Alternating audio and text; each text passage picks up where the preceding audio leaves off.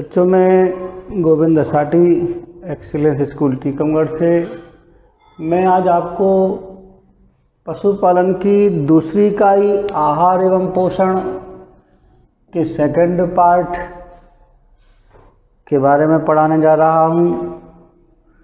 First part में मैंने आपको 10 प्रश्न बताए थे।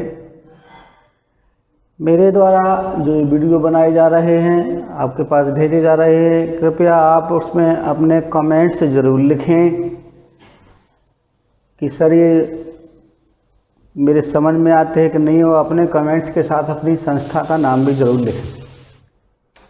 तो इसमें 3 अंक के प्रश्न हैं। अगला जो प्रश्न इसमें बनता है, हे बनाते समय पोषक तत्वों की हानि के कारण लिखिए। हे जब हम बनाते हैं तो हरे चारों को जब हम सुखाते हैं तो उनमें पोषक तत्वों की हानि किन किन कारणों से होती है, उसके प्रमुख कारण निम्नलिखित हैं। आपको कोई 3 कारण बताने हैं। 2017 में ये प्रश्न आपसे पूछा गया था। पहला कारण है पत्तियों के झड़ने से हानि। जब हम है बनाते हैं तो उस दौरान पत्तियां झड़ जाती हैं और पत्तियों में ही सारे पोषक तत्व होते हैं, जिससे है कि गुणवत्ता खराब हो जाती है। इसलिए हमें इस बात का ध्यान रखना है कि जब भी है बनाई जाए पत्तियों की हानि कम से कम हो। दूसरा इसमें कारण है विटामिन्स की हानि। पत्तियों में हरा रंग होता है जिसमें कैरोटीन होता है, जो विटामिन ए के लिए उत्तरदायी होता है। कैरोटीन की वजह से पत्तियां झड़ेंगी तो विटामिन क्लोरोफिल नहीं रहेगा, कैरोटीन हट जाएगा और विटामिन ए उस है में कम हो जाएगा। किण्वन फर्मेंटेशन, किण्वन की क्रिया के दौरान स्टार्च और इत्यादि तत्व की इसमें हानि होती है, तो हमें नमी रहित है रखनी चाहिए जिससे उसमें फर्मेंटेशन की क्रिया ना हो सके। रिसाव द्वारा हानि, लीचिंग, है बनाने के दौरान अगर चारा सुखाने के दौरान अगर बारिश हो जाती है तो पत्तियों में उपस्थित हरा रंग पानी के साथ घुलकर रिस जाता है, बह जाता है, जिससे कैरोटीन की कमी हो जाती है और उसमें पोषक तत्वों की हानि होती है। ये 4 कारण हैं आपके इसमें। अगला प्रश्न है आपको, है बनाने में आने वाली बाधाएं या समस्याएं लिखिए। जब हम है तैयार करते हैं तो कौन कौन सी प्रॉब्लम इसमें आती हैं, वो निम्न है। नंबर 1, कृषकों के पास कृषि भूमि कम होने के कारण चारे वाली फसलें नहीं उगा पाते हैं। अपने देश में छोटे कृषक बहुत संख्या में ज़्यादा हैं। 2 एकड़ 4 एकड़ जिनके पास भूमि है, तो वो सबसे पहले अपने जीविकोपार्जन के लिए फसलों को उगाते हैं और चारे वाली फसलों को नहीं उगा पाते। दूसरा कारण है पशुपालकों का निर्धन होना। अच्छी किस्म के चारे उगाने के लिए अच्छे बीज, खाद, पर्याप्त सिंचाई के साधन होना चाहिए। किसान निर्धन होने के कारण ये नहीं उगा पाते हैं। तीसरा कारक है, तीसरी समस्या है, बरसात के दिनों में है बनाना संभव नहीं, क्योंकि बरसात के दिनों में बारिश होती है, उस समय है को सुखाना संभव नहीं होता है। चौथा कारक है कृषकों का अशिक्षित होना और अगला कारक है चारा उगाने के लिए सिंचाई के साधन उपलब्ध होना। तो ये हो गए आपके है बनाने में आने वाली बाधाएं या समस्याएं। अगला प्रश्न जो आपका इस यूनिट में बनता है 2015 में इसको पूछा गया था, पशु खाद्य समस्या निवारण के उपाय।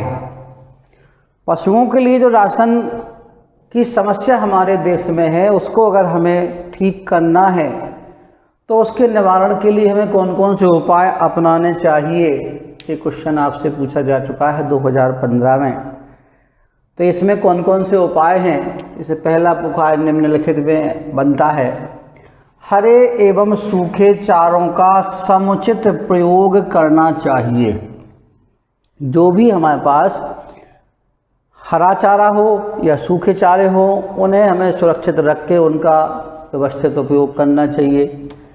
दूसरा, चारा संरक्षण की विभिन्न विधियों को अपनाना चाहिए। अभी मैं आपको बता चुका, साइलेज बनाना, हे बनाना, जिनके माध्यम से चारों को संरक्षित किया जा सकता है, इन विधियों को हमें अधिक से अधिक अपनाना चाहिए। तीसरा इसमें है अनुपयोगी पशुओं को गोसदन। ये गोसदन वाली योजना आप कक्षा 11 के पहले पाठ में पशुपालन में पढ़ चुके हैं। अनुपयोगी पशुओं को गोसदन भेजना चाहिए। गोसदन एक ऐसा स्थान जहाँ अनुपयोगी पशुओं, लूले, लंगड़े, बीमार अनुपयोगी पशुओं को रखा जाता है, उनको जीवन निर्वाह के लिए चारा दाना दिया जाता है। आजकल शासन जैसे गौशालाओं की योजना चला रही है, वो गौसदन का ही एक रूप है। चौथा है पशुपालकों को चारा संरक्षण का प्रशिक्षण दिया जाना चाहिए। जो साइलेज बनाने का सिस्टम है, हे बनाने का तरीका है, इनकी शासन के द्वारा विभिन्न केंद्रों पर इनको इसकी ट्रेनिंग दी जानी चाहिए कि साइलेज कैसे बनाना है कैसे बनाना है। अगला, विभिन्न स्थानों पर चारा बैंक खोले जाएं। ग्रामीण स्तर पर व्यवस्था की जाए तो इससे ज़्यादा लोग लाभान्वित होंगे। कई लोगों के पास अपने चारे को रखने के लिए पर्याप्त स्थान नहीं होता है, तो उसके लिए शासन के द्वारा ऐसी व्यवस्था की जाए जिससे बड़े बड़े टीन शेड लगाकर लोग अपना चारा वहाँ जमा कर सकें, जब उनको ज़रूरत पड़े वो वहाँ से उसको उपयोग के लिए ला सकें। इसके बाद इसमें अगला प्रश्न बनता है आपका, साइलेज और हे में अंतर लिखिए। साइलेज हरा रसीला चारा जो वो हम गड्ढों में दबाकर जब संरक्षित करने पर ये बनता है, उसे हम साइलेज कहते हैं। हे हरे चारे को सुखाकर उसे संरक्षित करने की विधि हे कहलाती है। पहला अंतर। दूसरा अंतर है, इसे बनाने में हानि की संभावना अधिक होती है। साइलेज में रिस्क अधिक है, सुखाने में रिस्क कम है, ये सारे लोग जानते हैं।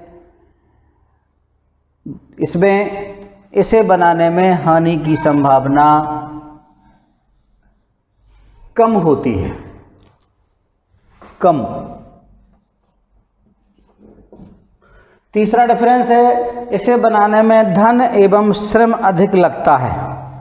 साइलेज के लिए हमें गड्ढे खोदने पड़ते हैं, इसके लिए परिरक्षक इस्तेमाल करने पड़ते हैं, तो धन लगता है, श्रम अधिक लगता है। इसे बनाने में धन एवं श्रम कम लगता है। चारा काटा, उसके बंडल बनाए, सुखा लिए, ये बन गई।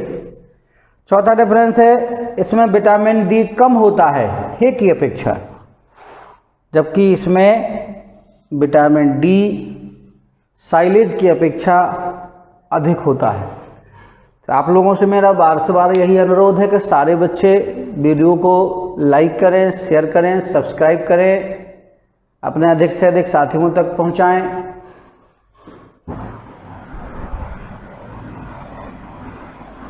इस यूनिट में आपका अगला प्रश्न बनता है, सॉइलिंग विधि क्या है, इसके लाभ लिखिए।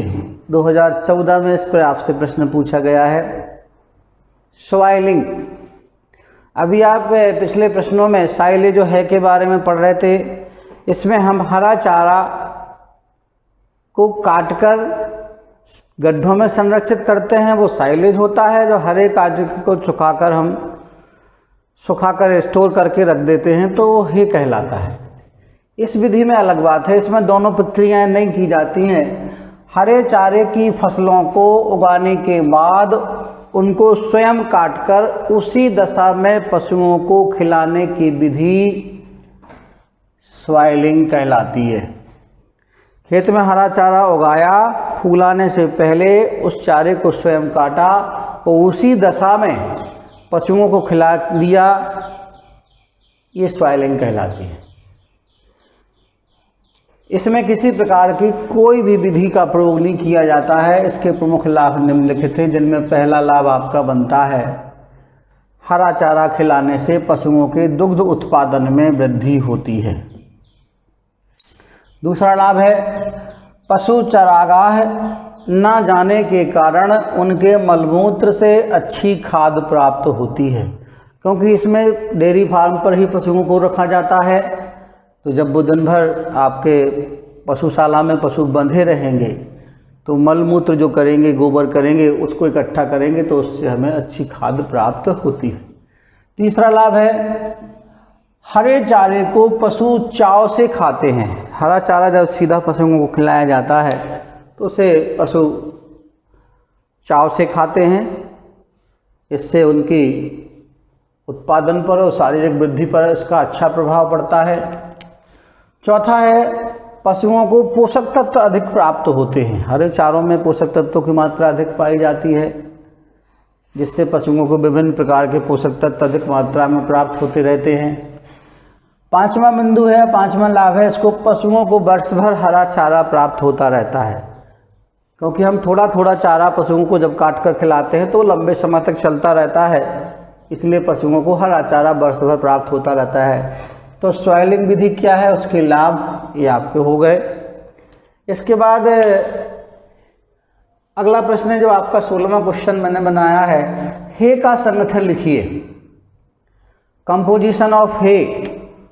हे को कौन कौन से तत्व इसमें पाए जाते हैं, उस पर प्रश्न आपसे पूछा जा सकता है। तो इसमें पहला अवयव होता है पानी, 15% होता है। वसा 2.6% होती है। कार्बोहाइड्रेट 38.8% होता है। खनिज इसमें 5.7% होता है और रेशा आपका 28.5% रेशा हे में पाया जाता है। इसके बाद इसमें अगला क्वेश्चन मैंने जो बनाया है, साइलेज का संगठन लिखिए। Composition of silage. इसमें मैंने दो फसलों के कंपोजिशन लिया है, एक अनाज वाली, दूसरी दलहनी वाली। तो पहला मैंने ज्वार क्रॉप का संगठन लिया है। आपको अगर नाम सहित पूछा जाता है तो कोई बात नहीं, वरना तो आपको दोनों को इनको लिखना है।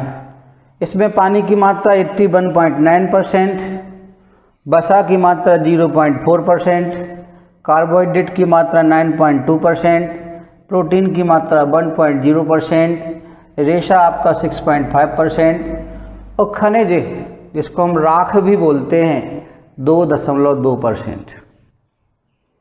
दूसरा जो चारा मैंने लिया है इसमें बरसीम। इसमें थोड़ा अंतर आपको देखने को मिलेगा, प्रोटीन की मात्रा इस चारे में ज़्यादा होगी। तो पानी 85%, वसा 0.2%, कार्बोहाइड्रेट 3.5%, प्रोटीन 8%, यहाँ 1%, ये दोनों में डिफरेंस ही ध्यान रखना आपको। रेशा 2.2% और खनिज आपका 1.1%। तो क्वेश्चन आपसे ये भी पूछा जाता है, महत्वपूर्ण प्रश्न है। संगठन के आपको पॉइंट सारे याद होने चाहिए।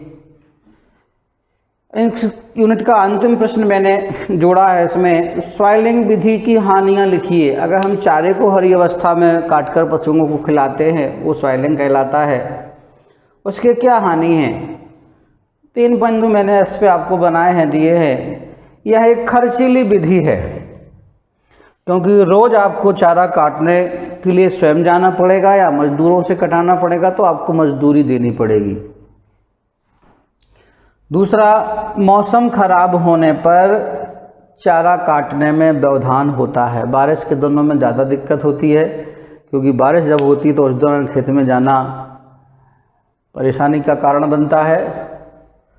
तीसरा, चारा उगाने में श्रम एवं धन अधिक लगता है, क्योंकि हरा चारा जब आप उगाओगे तो पर्याप्त मात्रा में सिंचाई की व्यवस्था चाहिए, उसकी सुरक्षा की व्यवस्था चाहिए, अच्छी किस्म के बीज चाहिए, उनकी देखरेख इत्यादि करने की हमें मेहनत और धन दोनों चीज़ें लगती हैं। तो ये पशुपालन की दूसरी इकाई का सेकंड पार्ट आपका कंप्लीट हुआ। अगले वीडियो में आपको मैं तीसरी यूनिट शुरू करूँगा। तो सभी बच्चे कृपया इस बात का ध्यान दें कि आपके ये वीडियो जो पहुँचाए जा रहे हैं, आपका इतना फ़र्ज बनता है कि आप इनमें कमेंट्स ज़रूर करें, सब्सक्राइब करें, इनको लाइक करें, शेयर करें, जिससे अधिक से अधिक बच्चों तक ये पहुँचे और मेरा भी मनोबल, इससे आपके कमेंट्स पढ़ के मुझे खुशी होती है और मेरा मनोबल भी बढ़ता रहे। धन्यवाद।